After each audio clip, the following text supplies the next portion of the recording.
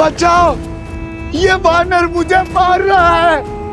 अरे बचाओ बचाओ, ये वानर मुझे मार रहा है। ये कैसा दुस्साहस है?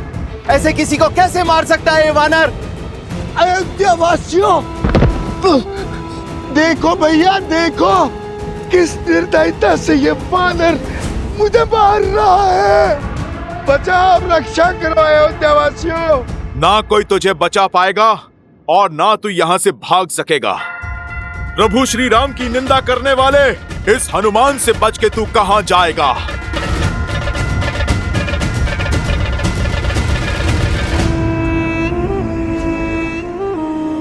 मैं कहां भाग रहा हूं राम भक्त, मैं तो तुम्हें भगा रहा हूं, तुम्हारे साथ खेल खेल रहा हूं। तुम मुझे पराजित नहीं कर सकते।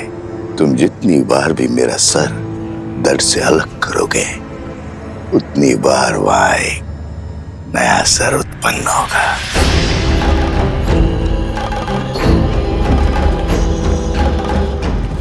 अरे देखो भैया, देखो कैसे एक वृद्ध को ये वानर मार रहा है।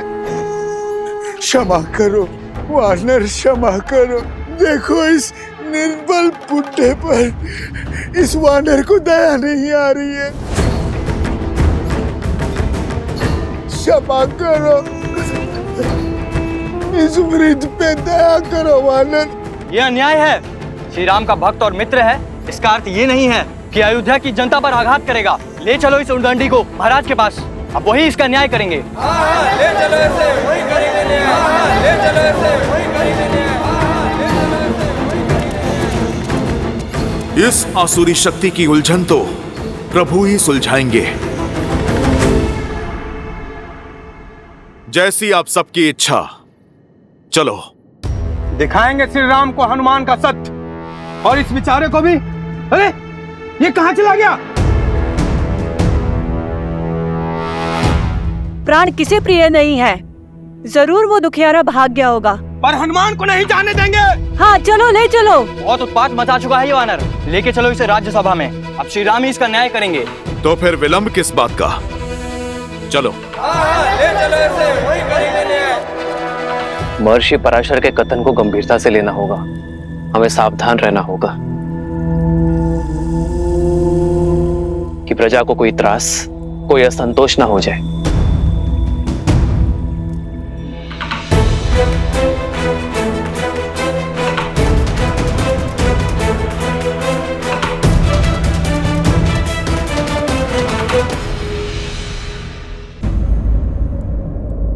क्या हुआ?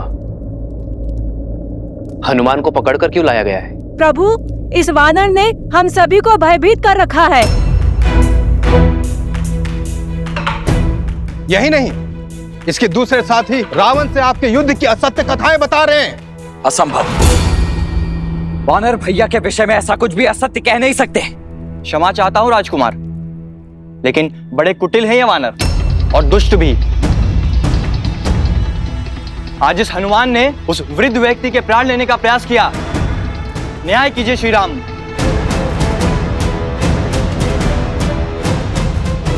प्रभु, मैं मौन मौन।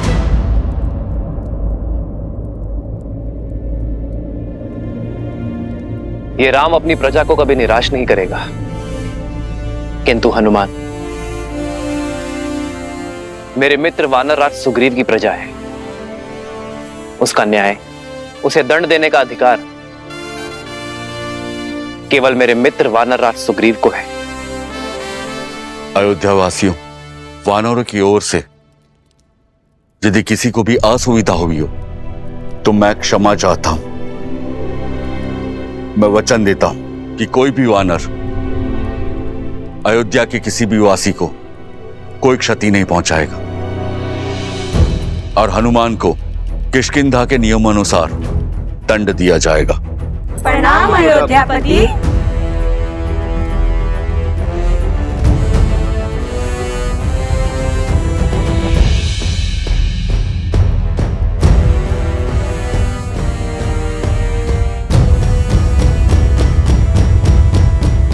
हनुमान, कौन था वो राक्षस? प्रभु, आपको कैसे पता चला? क्योंकि मैं जानता हूं कि मेरा हनुमान कभी किसी निर्दोष नागरिक को पीड़ा पहुंचा ही नहीं सकता। मुझे पूरी बात बताओ हनुमान। प्रभु, मुझे सूचना मिली कि कोई नगर में असत्य निंदा कर रहा है। एक सर कटा तो दूसरा उत्पन्न हो गया। अवश्य ही कोई आसुरी शक्ति है वो।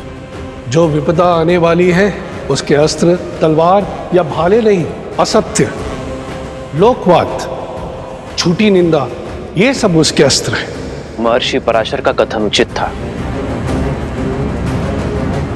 यह असुरी माया अवश्य ही किसी घोर संकट का कारण बनेगी।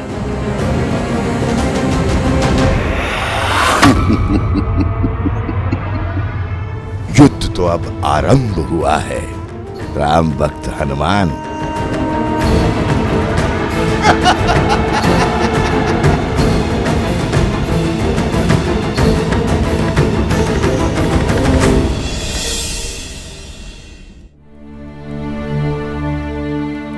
एक सर कटा तो दूसरा उत्पन्न हो गया। अवश्य ही कोई आसुरी शक्ति है वो।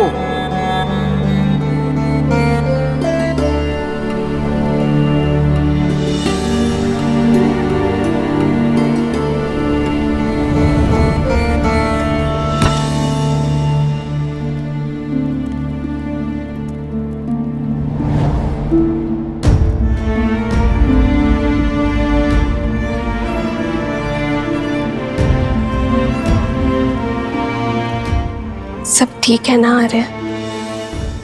हर सुख दुख साथ निभाने का निर्णय लिया है ना हमने? चिंता नहीं चिंतन है सीते। राज्य अभिषेक की सौगात के साथ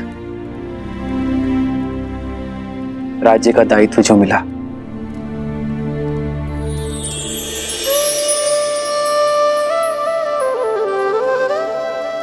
दायित्व तो आपने बिना राजपाट के भी निभाया है आर्य। संसार के हित के लिए संघर्ष किया।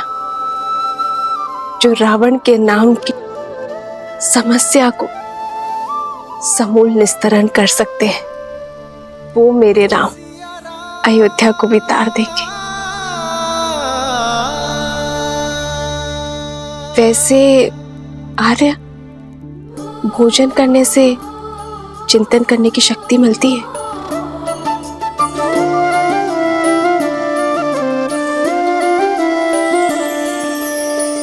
जन्म जन्म का है ये संगम, राम रतन सीता वैभव धन।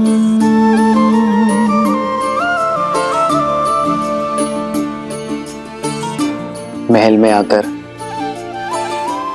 वन को तो नहीं भूली ना?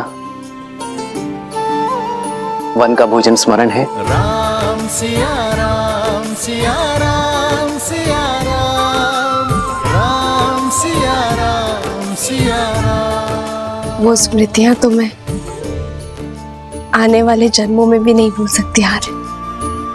मैं तो पुनः एक बार प्रकृति की ओट में वन के जीवन का आनंद लेना चाहती हूँ। इसमें समस्या है क्या सीते? राम तो सीता की हर इच्छा पूरी करता है, और ये तो महारानी की इच्छा है। ये तो शीघ्र ही पूर्ण करूंगा।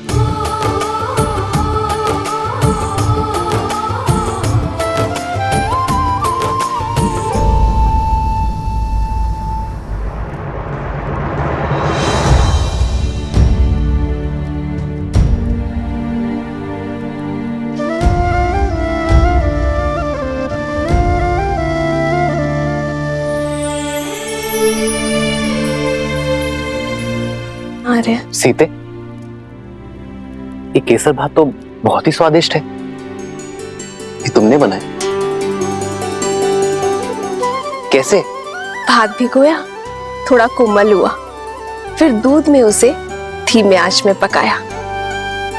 फिर जैसे ही थोड़ा पका तो उसमें गुड़, केसर और थोड़ी सुगंध डाली। और फिर उसमें शुद्ध घी मिलाकर उसे धीमे आंच में। ये धैर्य ही तो इस स्वाद का रहस्य है सीते। यदि शीघ्रता में पकाती तो ये भात कच्चा रह जाता, ना सुगंध आती ना स्वाद। जीवन भी यही है सीते, चाहे संबंध हो या समस्या।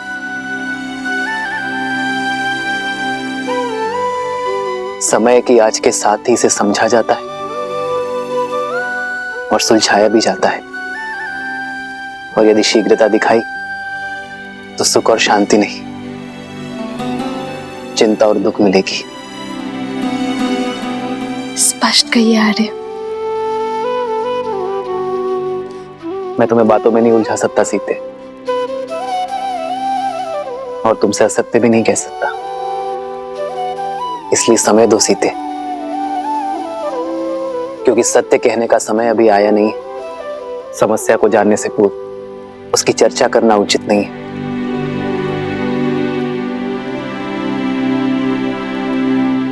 तो फिर मैं आपसे वो प्रश्न पूछती हूँ जिसका उत्तर देने में आपको सरलता हो। तो बताइए, महाभोज में हनुमान और वानर सेना के लिए क्या भोजन बनाऊं जिससे वो संतुष्ट हो? ये तो पहले से भी कठिन प्रश्न है सीते। इस प्रश्न का उत्तर ना नर दे सकते हैं ना नारायण, और चिंतन भी समय के साथ इसे सुलझा नहीं सकता।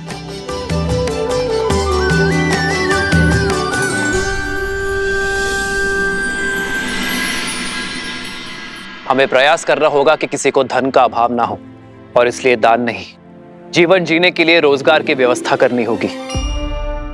दान व्यक्ति को अशक्त बनाता है, पर कार्य व्यक्ति को सक्षम बनाता है। सरयू पर बांध की व्यवस्था से अयोध्या वासियों को रोजगार भी मिलेगा और अकाल से मुक्ति भी। प्रजा और राज्य दोनों सुजलाम सुफलाम होंगे।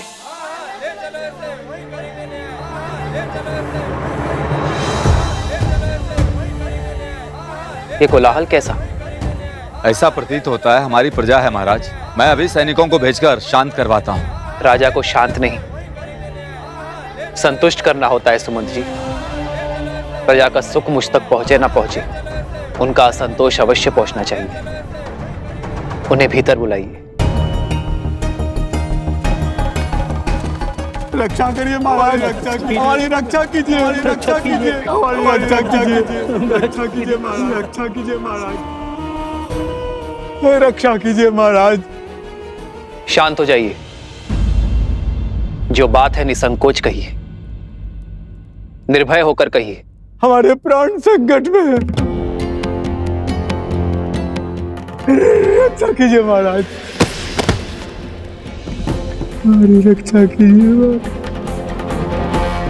हमारी रक्षा कीजिए। पश्चिम की ओर से राक्षसों ने हमारे ऊपर आक्रमण कर दिया और हमारे अनेकों भाइयों को उन्होंने मार डाला। हमारा धन दान सब कुछ लूट लिया उन्होंने।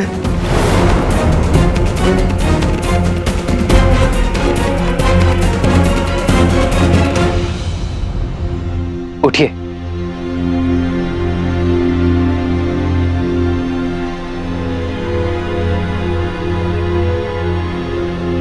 कौन है ये राक्षस? क्या नाम है उसका?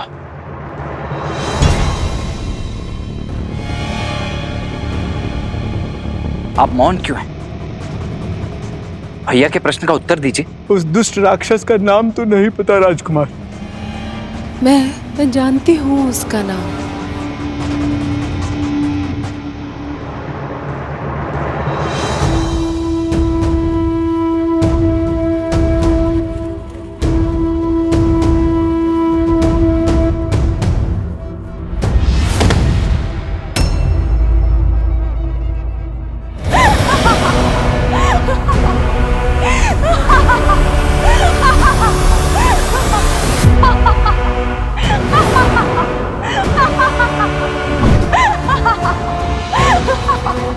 शूर्पणखा। रुक जाओ लक्ष्मण। मेरे मामा भस्कर्ण ने बचाया है ये हाहाकार तुम्हारे राज्य में राम। वो भास्कर्ण जो संपूर्ण राक्षस कुल का प्रतिशोध लेंगे, हमारे खोए हुए मान सम्मान को लौटाएंगे। है बल तो आओ और लड़ो उनसे, बचा लो अपनी इस अयोध्या को।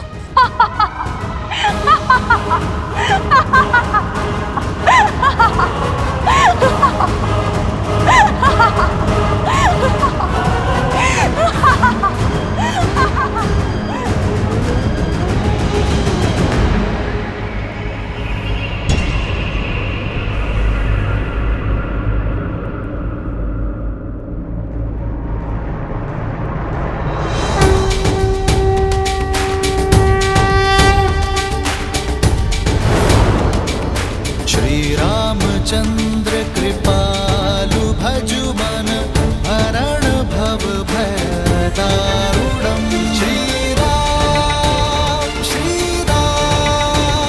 राम राम श्री राम। अधिक प्रसन्न मत हो तुम। भूल गए कैसे एक ही बाण से तुम्हारे प्राण संकट में ला दिए थे मेरे भाई ने? भूल गए मेरे भाई अहिरावण ने तुम दोनों भाइयों को कैसे बंदी बनाया था पाताल में? भूल तो तुम गई हो शूर्पणखा, कैसे एक ही प्रहार से अपने कान और नाक दोनों खो बैठी थी तुम। अभी स्मरण करता हूं। नहीं लक्ष्मण, अधर्म चाहे जितनी शक्ति बटोर ले, वो धर्म की धरा पर पग नहीं रख सकता। ये शूर्पणखा नहीं, केवल उसकी माया है जिसका लक्ष्य है भय फैलाना। शूर्पणखा केवल संदेश देने आई है, उसे अपना कर्म करने दो, धर्म निभाने दो। अधिक समय शेष नहीं है तुम्हारे पास राम, जो करना है कर लो। हर क्षण के साथ तुम्हारी इस प्रजा को हम राक्षस बना देंगे।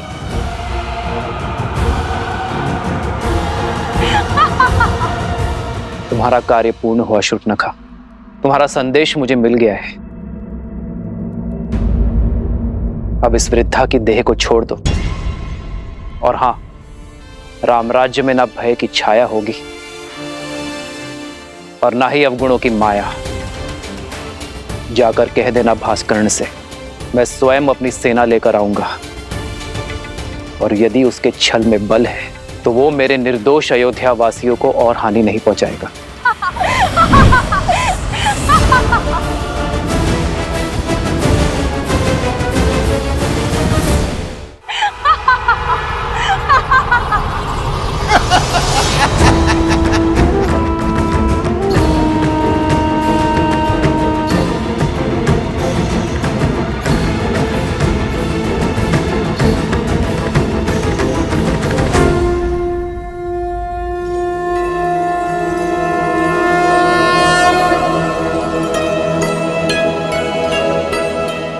माता, आपने स्मरण किया? सब ठीक तो है ना माता? क्या किसी ने आपको सताने का दुस्साहस तो नहीं किया? जिसका इतना सचेत पुत्र हो, ऐसा शूरवीर पति हो और इतने सामर्थ्यवान देवर हो, उसे कष्ट पहुंचाने का साहस कौन कर सकता है भला?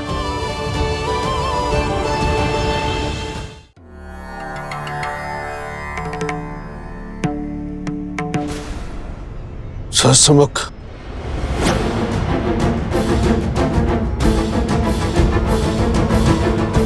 आपका आभास उचित था श्री राम। भास्कर्ण वो आसुरी शक्ति नहीं है जिसकी चिंता हमें घेरे हुई थी। आपकी चिंता का विषय सहस्त्रमुख रावण था। हाँ ऋषिवर, समझ रहा हूं कि उसकी काली छाया प्रवेश कर चुकी है। ये वो असुरी शक्ति है जो बाहर से नहीं भीतर से प्रहार करती है। लोक अपवाद और असंतोष उसके अस्त्र हैं। हमें अयोध्या को सहस्त्रमुख रावण के इन अस्त्रों से बचाने की आवश्यकता है। है।